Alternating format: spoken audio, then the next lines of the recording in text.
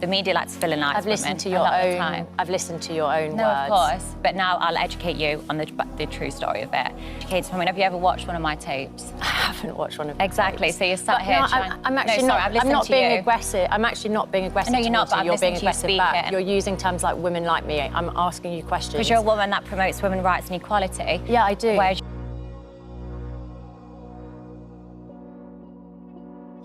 So, toxic feminism and Bonnie Blue. Feminism is fucked right now. Without going into too much detail of the history of feminism, we've gone through many waves of feminism and even entered a fourth wave of feminism that started arguably around 2012. My mother was born between the 60s and 70s. I'm not going to say specifically when. So she's part of third wave feminism, which was mainly developed in the 90s, which makes sense to me because my mother often told me to have a career first, don't settle down too young, don't have kids until you're traveled and done stuff in your life, etc., etc. So you can imagine what type of feminism this was. And I actually agree with a lot of that stuff. Obviously, some women are more family-oriented earlier, which is okay. However, I do think it's important to establish yourself independently when you're young so you don't run into the risk of needing to rely on a man to not be homeless. And I just want to say for the record that this is going to be a very incendiary video. It's going to be very controversial, I think, and please just watch the entire video before you start commenting because it's highly likely I'll address some things that you might be like enraged about, or maybe things that you interpreted in a way that, you know, I just watch the video to the end and allow me to explain myself, because this whole script that I wrote kind of went like really crazy because I went into this video kind of feeling one way, and then I'll get into it, but I just watch the whole video. When it comes to feminism and the idea of it, for me, I like to think of feminism as allowing women to make choices, like engaging in sex work if they are truly given the choice. For example, if someone is between poverty or doing OnlyFans, that's not a choice. That's desperation, and I'll speak more on that later. You can bet on that. However, the problem that radical feminists have with my viewpoint is that no, feminism is not actually, in fact, about a woman's right to choose what she wants, but it's to ensure that women as a whole are liberated. Radical feminists seek to dismantle society as they believe sexism and women's disempowerment are woven into the fabric of society today. I, for one, am not in support of that ideology whatsoever. While I can see some of the points that they make, I think that the idea of completely overhauling society and rebuilding it is wholly unrealistic. Furthermore, some radical feminists believe that sex with any man is an assault on women, and that sex in general is just not a very feminist thing to do, and they believe that relationships with men are a net negative for women and should not be engaged with. By the way, if you identify as a radical feminist and you don't believe in this sort of stuff, then I am not talking about you, rest assured. This is one of the key things about why I think feminism is so fucked up right now. It feels like there are many different variations of feminism and how it exists in the current day, and it feels like there's no clear path forward that everyone can agree on. I feel as though a lot of women are deferring to a more radicalized version of feminism in retaliation to men being, you know, red-pilled.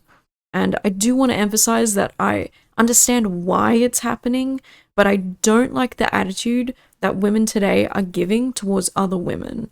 And I'm going to talk more about that later. So obviously, when it comes to choices women can make, there's a difference between wanting to be a stay-at-home mother and expecting the man to at least be able to provide for the family if that's what you both choose, versus defecting all decision-making and choices to the male you have married. Of course, the trad wife aesthetic is stupid and reckless to me, and no, I don't support that at all. If you decide to do traditional stuff like being a woman who also happens to do the cooking and that's what, you know, you want to do and that's what makes you happy, then that's fine. But being a house slave to a male because you want to make them happy is not liberated or feminist, and I don't think you should do that. And I don't really support women making the choice to become a trad wife, let alone trying to market it to other women. And so while doing research on this video, talking about the current wave of feminism that I feel like has become toxic in some ways, I did challenge some of my own thinking a little bit. Before writing this video, I felt like I had nothing against Bonnie Blue. I know, stop typing, I know. I watched this documentary about her and the 1,000 Men she supposedly did, and no, it wasn't the YouTube documentary. I actually don't know who did the YouTube video, nor can I find it, which was really frustrating. I actually watched the Channel 4 documentary on Stan. Yes, Stan, wow. I did try to find the YouTube doco, but it's no longer available, I think, or I genuinely could not find it. I was looking for ages. So if anyone has a link to that, like, please link me. I'd love to watch it, but I have a feeling it's not allowed on YouTube anymore, which quite frankly would not surprise me at all, because Bonnie Blue isn't even allowed in Australia. Can you believe that? I can believe that. So I'm going off memory right now, but the general view from the YouTube doco that I have seen discussed about, you know, talks in online forums, is that Bonnie seemed out of it mentally, and that there's been a lot of discussion over whether she was dissociating or not, a lot of general armchair-like psychology about her body language and her behaviors, which is kind of interesting because the Stan documentary that I watched, which was like Bonnie Blue and 1,000 Men or something, they stated that they actually tried looking for signs of Bonnie disconnecting and becoming, you know, mentally unwell from the whole thing, but from what they could tell, she was the same as ever. And from my memory, I'm not sure if I'm getting this wrong, but I'm pretty sure the documentary crew had actually been following her for quite some time before she decided to do the 1,000 Men thing. So I'm not really sure who to believe in this whole thing. I'm sure both parties must have observed and interpreted things very differently, and that they also have their own reasons for making things seem the way that they did, so I'm not really sure. It seems like it's all up in the air with things, but yeah. Mind you, this Stan documentary is very much not on Bonnie's side. They weren't trying to absolve her of her controversies, but it felt very honest to me, or I suppose it definitely humanized her in some ways. And I think that was important in hearing about her life and what led her to the decisions she'd made. And I think that it's important to, when you want to take in all the information about a situation, not just blindly hate people because your favorite influencer said so. The documentary continues to frame Bonnie as being an issue to children and possibly encouraging young girls to follow in her footsteps, which we know is a very problematic thing. Bonnie is asked about what she thinks of all that, and she basically just says that parents need to teach their kids about, like, you know, porn at a younger age and the risks than at a younger age than, like, parents usually think they should.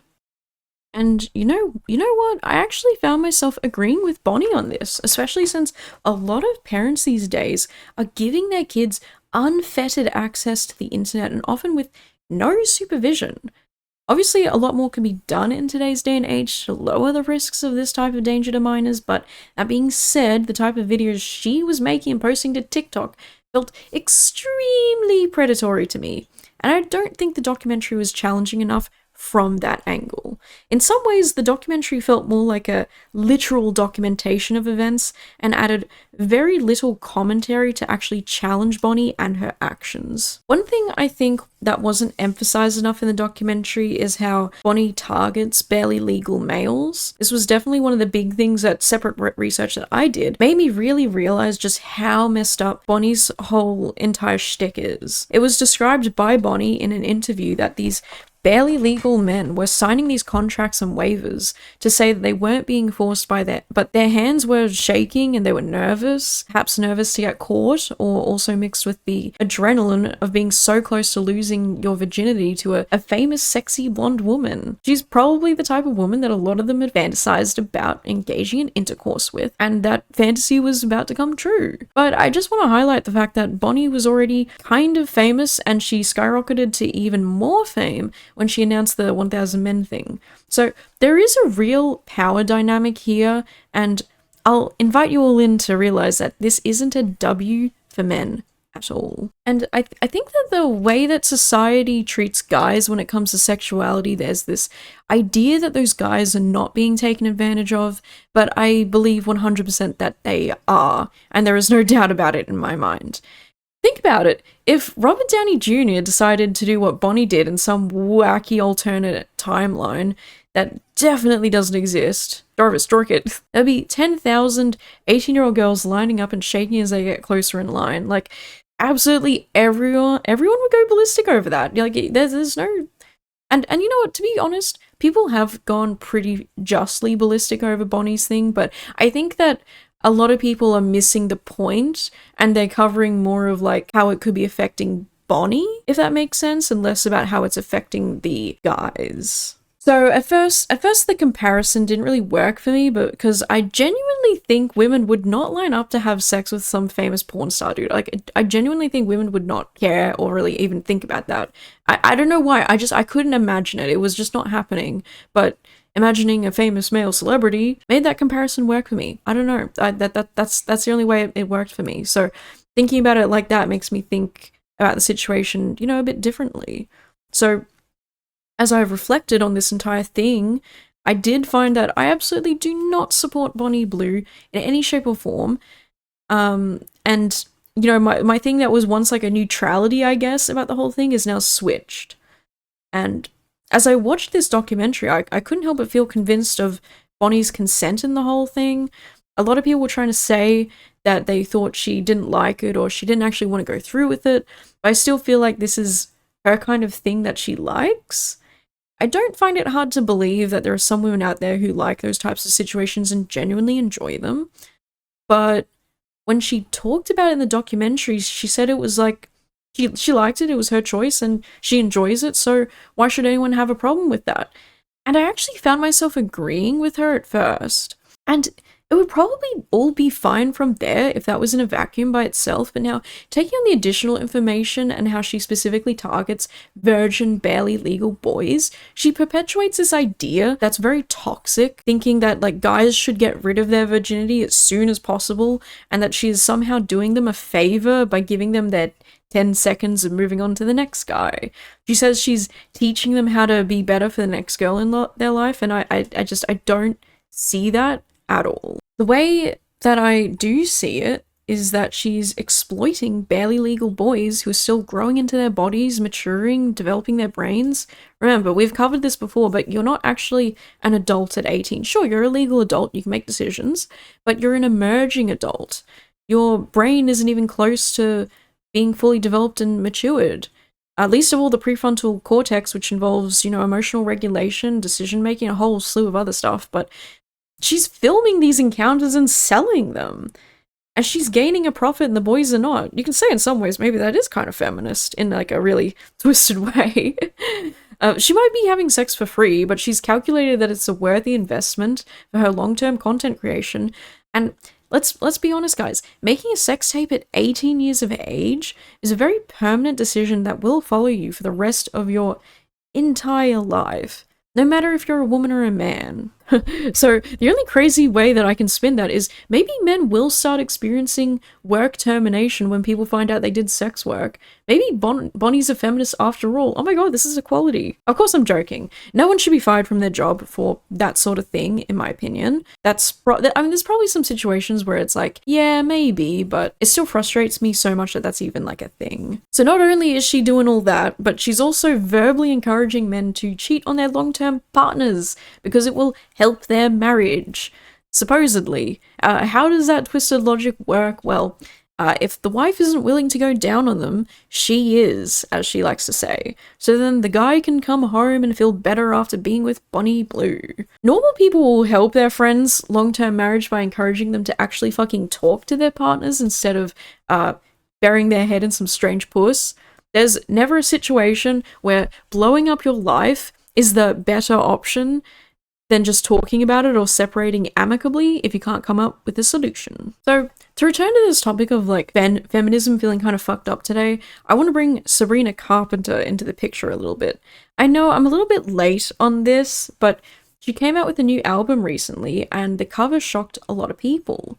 And, you know, here comes this common opinion that the album cover and Sabrina's posing wasn't helping women as a whole, and that she herself alone is setting women backwards by 10, 20 years.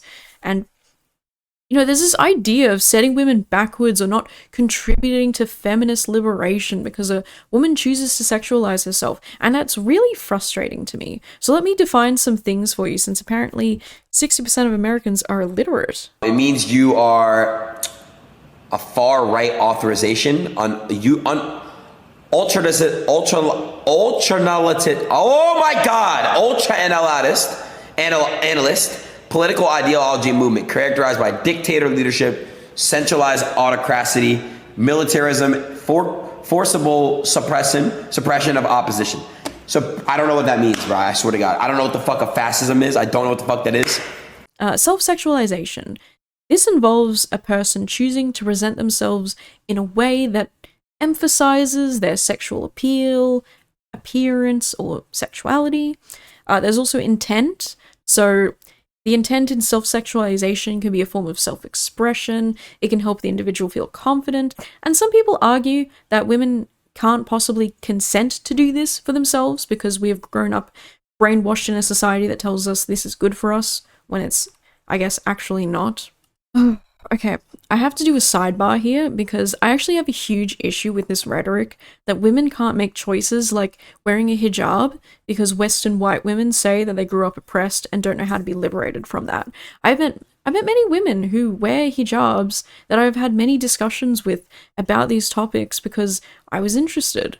And all these grown adult women explained to me that for them, it made them feel closer to their God and religious feelings, and it wasn't about what men made hijabs out to be. For them, they felt beautiful and confident in their hijab, and it made them feel comfortable, and they enjoyed expressing their culture. So maybe it's very different if you're living in a country where you are forced to wear the hijab, but when you live in a Western country where you are free to not, in fact, I reckon a lot of white racists would prefer you not to, it becomes an option that some women do find empowering and beautiful.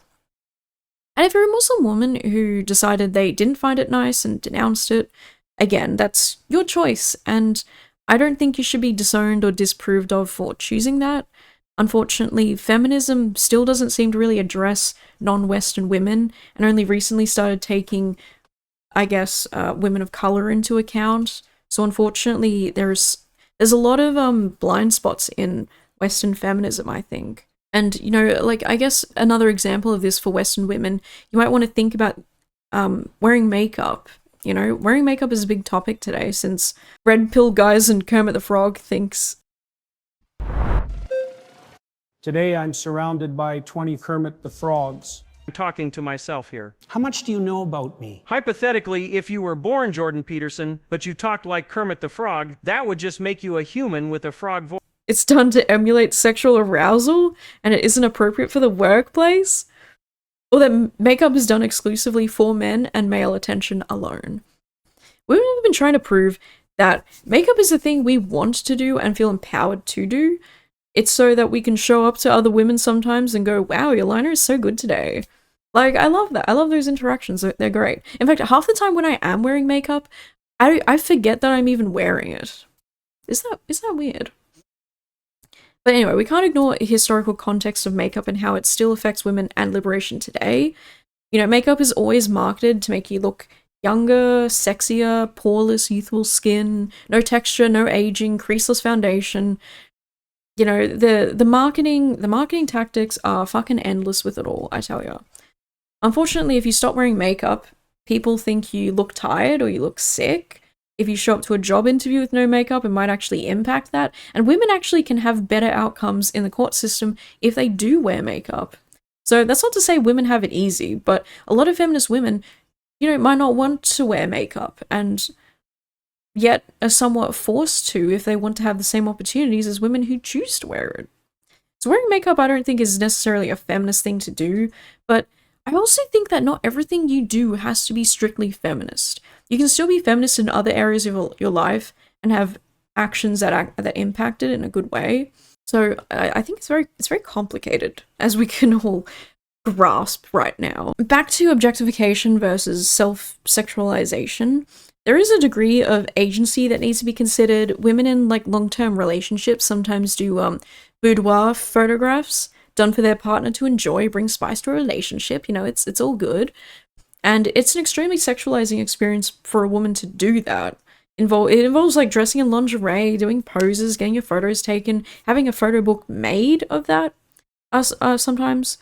But, you know, that's not to say that women can't find that enjoyable and sexy for themselves. I think the hard thing here is that there's always a lot of different interpretations of these kind of things. If sexual or self-sexualization is about presenting oneself, or if it is about a viewer or society treating them as a thing to be used and possessed, that distinction really does matter. And sometimes it's harder to tell, and other times it's clear as day which one it is. So I want people to know that describing sexual empowerment is something that feminists have struggled to do for a very long time. And I think the main reason is because as humans and women, we have different desires and complex feelings, just like any other human. And it can be very subjective, which I think adds a roadblock to the feminist fourth wave. You know, we're in a struggle between wanting women to be able to choose sex work and sexualization, or is that inherently damaging to women in liberation as a whole? There was a point where we thought OnlyFans was kind of empowering, get that bad girl, but then things have kind of taken a bit of a conservative swing away from that now. Being anti-porn has become mainstream, and it feels like there's more shaming of women being involved in sex work. So I think I'll make a separate video about the pornography aspect of things and do more research on the science and research behind it, because I'm not prepared enough to talk about pornography as like an overarching net negative or not. And I'm also not going to perpetuate a talking point that I just see in comment sections, because I would rather come up with my own opinion based on research that I have studied. So, we'll make a separate video, okay? Peace. It's always been my belief that if a woman feels confident, comfortable, and satisfied with her sexuality, then I think she's empowered. But again, people rebuttal this with this heinous idea that you're like, actually, you're not actually confident. You just think you are because you grew up in a pornified society. Like, there's actually no solution to anything if you genuinely think that. And to throw it back at you, I think that's infantilization of women, and that's extremely unfeminist, and that is fucked up. Genuinely, I'm not being funny. I genuinely think that's kind of fucked up. I think when it comes to sex work, I believe discussions of it should always include the dangers of that type of work, and should seek to de-influence young women. Unfortunately, a lot of the 1% OnlyFans girls will go on podcasts, they'll talk about how they make millions a year, and that young girls hear that and they think all of this stuff that they could have with that kind of money. But we need to be realistic and remember that a very small amount of OnlyFans girls will ever achieve that level of success, and the rest will leave unsuccessful with their private parts leaked all over the internet, following them for the rest of their life. And perhaps that wouldn't matter as much if society didn't demonize women who had done porn. Women do lose their jobs when employers find out, and women have lost their jobs when partners have released revenge porn on them. It's pretty fucked up still. So I think sex work has the potential to be empowering, but I think it heavily depends on the individual. And I don't think many people in the world actually fit that description. So I do think a lot of women specifically are in it for the wrong reasons and have been quite possibly misled by sensational anecdotal videos. Another big issue is that there is a lot of pressure to start your porn career as young as you can, which, as we discussed beforehand, comes with a lot of issues with decision making and mental development. So to conclude my thoughts here, I think Bonnie Blue has the eyes of a psychopath and would do absolutely anything for money. I don't like the women who have been talking about her, because a lot of women have been saying really horrible things about her genitals and just further perpetuating misogynistic and unscientific rhetoric about female anatomy. I mean, it's like the whole thing about like, oh, how stretched out is she and stuff. You know, it's like it's like it's an insane thing to even say. As a woman, you should genuinely be ashamed of yourself if you've been saying that. Genuinely. Women scream she has daddy issues, which, once again, you guessed it, is an extremely misogynistic take on the girl who was abandoned by dad, so she always seeks a man to fulfill that missing hole trope. Leftists will say, oh, her parents didn't love her, which at that point, you might as well just stop being safe, edgy, and just call her a fucking slut. You basically are already there. Saying there's nothing going on behind her eyes, wow, just call her a dumb fuck bimbo already. Seriously, I know you want to. I guess that's my problem with these conversations now. It's that people pretend like they're better than a red pill man, and then we'll just end up doing the same thing as them, but with extra steps. If you're part of that group, you seriously need to reevaluate your thinking because it's damaging an important movement and turning people off from it. The media likes to villainize I've listened to your own. I've listened to your own words. No, of course. But now I'll educate you on the true story of it. There is no content online for 18-year-olds or even people that are new to sex. You go from at school, which you learn about how to get pregnant, basically, how to have safe sex. But then they go from watching content online, which is rough. It's schoolgirls dressed, you know, working with adult content creators, which say, oh, no, I don't want this. It's You know what's funny? She's talked about this multiple times before, where she's like, "Oh, I don't do school scenes. I think that you know, girls who dress as like the schoolgirls, you know, they portray this whole thing where they don't want to have sex, and it's just very scripted, very pornographic, very unrealistic." In the documentary I watched, she did a porn with that it was a school scene where everyone was dressed in school uniforms with other porn stars who were all pretending to be school students. She orchestrated that, but not only that, they weren't even paid. They weren't even paid to do it because the clout was so good to just be in something with Bonnie Blue. So, don't know what she's saying about that there. That's really fucking weird. But also, she's saying this stuff about how there's just no porn that's on the market for 18-year-old barely legal boys. And it's like, I beg to differ. It's like basically all porn. I mean, you know, she's saying all this stuff, and you know, she's incredibly fucking triggered right now because she's talking to this woman and she's like, now let me educate you. She loves using this terminology of like, allow me to educate you because clearly you don't know what the fuck you're talking about because she is actually a psychopath. Isn't that crazy? She is a real life psychopath. Oh my god, that's insane to me. This woman is handling it very well because she's just sitting there. She's spitting. I don't know who this woman is, but she came prepared and she's challenging her. Rightly so. And Bonnie, like, let's see what she says about this. led into a very rough scene, which is choking, slapping, hair pulling.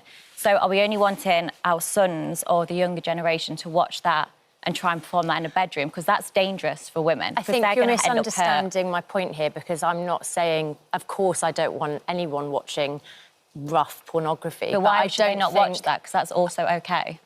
Well, you're contradicting yourself. My point here is, what are you doing to teach young boys and girls that they don't just exist, women do not exist to please men. Men do not have a right to cheat with partners. But also, how are you teaching young boys that also, like,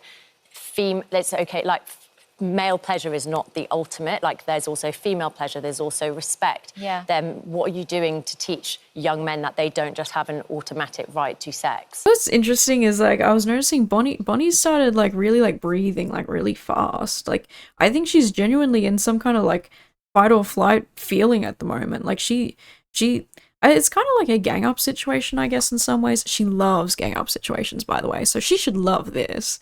But no, in all honesty, it's true. She is perpetuating these ideas and she never talks about female pleasure. She never, like, it's not educational at all. In fact, what she's making is going to be extremely damaging to men, and it is going to take a long time for them to unlearn the things that she has perpetuated. Because let's be honest, sexual, experiences are about both parties involved. And to make it out like it's, all about the guy, it's a very complicated thing, And I know a lot of guys will complain that, like, they get into, like, a relationship and then things fizzle out and they stop getting what they want, which is, like, sexual stuff. But no one ever asks, like, why that happens or how, or, like, even just, like, not even talking about it, And like sometimes, yeah, you're with a partner who doesn't have the same libido as you, and that kind of thing ebbs and flows, you know? But I think that as a guy, if you really want to have that stuff occur, you need to ask your partner and have a heartfelt, vulnerable conversation about like why that might be, you know? Maybe you know, people say like, oh, he cheated. What did you as a woman do to make him cheat? And it's like, well, what can you do as a man to make your woman feel more in the mood? You know, no one ever asks that, and that's one of the reasons why this always happens, is that men are not asking themselves what they can do to get their partner in the mood. Because porn does not teach you how to do that. The vast majority of it doesn't teach you that. And they're also talking about like porn as if like most of it is rough, and I don't know what it's like in the UK, but I think there's a wide variety of porn out there. But I do think the more people consume pornography, the more they search out for this kind of like rougher, more intense stuff, and that is a problem in itself. Educated from. Have you ever watched one of my tapes? I haven't watched one of your Exactly. tapes. So you're sat here. I'm actually no, sorry, not. I'm not being aggressive. I'm actually not being aggressive. No, you're not. But You're being aggressive back. You're using terms like women like me. I'm asking you questions. Because you're a woman that promotes women's rights and equality. Yeah, I do. Whereas you're not sat here with a guy. Look, I've also just said to you. I've also just said to you that I agree with you that there is an unfair double standard. I also think you get a lot of hatred that a man in your position wouldn't, and I'm fully on board 100%. with that. The thing I'm not on board with is your messaging that men, dads, husbands have a right to cheat. And I want to really touch on this 18-year-old thing. I think morally what you do is right. 100%. Why? Because like I said, there's a massive gap for it. Just trying to challenge you on some of the phrases that I know, but then you don't even allow me to used. respond. I am allowing you to. Oh my god! Yeah, well, it's the problem is that Bonnie is not actually. She's not actually addressing what the other woman is saying. Sorry, I don't know what the other woman's name is, but yeah, she's not addressing anything that's being said. And she was all like, "Now I've listened to you. I'm gonna talk now." So she was actually already trying to interrupt the other lady, but oh my god, she is actually miffed by this.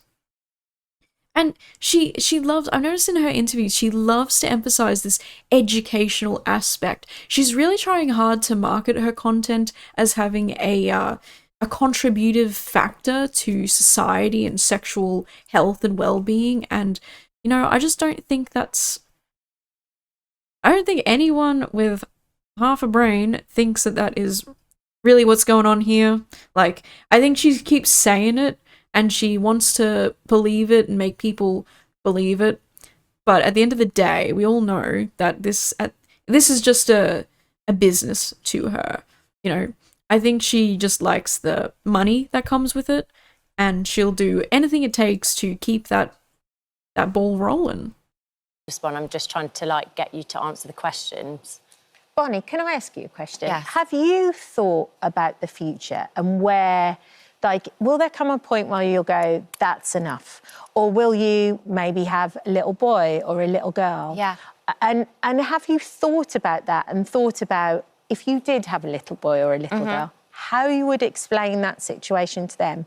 Or if it didn't even get to that situation, how if your little 8-year-old boy who went to school and looked something up on the internet? You know, I don't like these kind of questions where it's always like, they just want to know how you would deal with like this type of situation if it occurred. And to be quite honest with you, what kind of answer are we hoping to get out of like this question? I think if anything, maybe it makes people watching think about it. Like if they're already thinking like, oh, maybe I should do OnlyFans. Then they hear this question, they go, ooh, you know what? Yeah, I probably wouldn't be able to do that. But then you think about it, and when I think about it, the current generation that might be considering this are probably not going to even want to have children.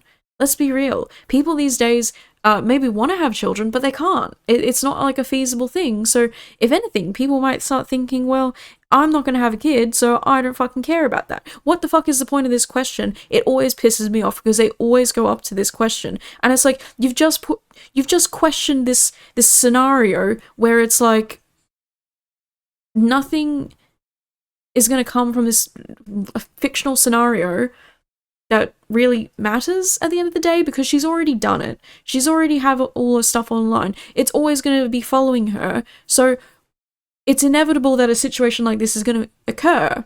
So if anything, if she has a kid, her best bet is to anonymize them as best as she can, have the kid when she's like taking herself out of the limelight, I guess, and then hope to God that her kid just, you know, isn't recognized as being Bonnie Blue's kid. That I feel like is the only answer here. To her, she's probably going to say like, "Oh, I'm not embarrassed about it. Oh, I don't care. In fact, I actually hope that when they grow up, their fellow students look for me." Oh my God, she's totally going to say that, bro. When you put something online, it can be that. Yeah. So obviously things change massively. Like 10 years ago, you would never even have a sex worker sat here. So things are changing massively. Yes. And the things I want to achieve is educating people. So by the time if I do have children, sex workers are not going to be discriminated how they are now. The conversations will be very different. And I've also proven my point in terms of educational content and ethical porn as well, which is currently not something which is shown as much. So yes, they might get picked on at school, but if you're too pretty, if you're ugly, if you don't have money, you're picked on. So regardless, nowadays, children are unfortunately picked on, whereas at least my children, if I do have them and are picked on, it's been for a much bigger picture. It's funny. She answered their fictional scenario question with another fictional scenario, which is like, oh yeah, so we're just gonna wait until society becomes better and like you know, starts accepting sex work more.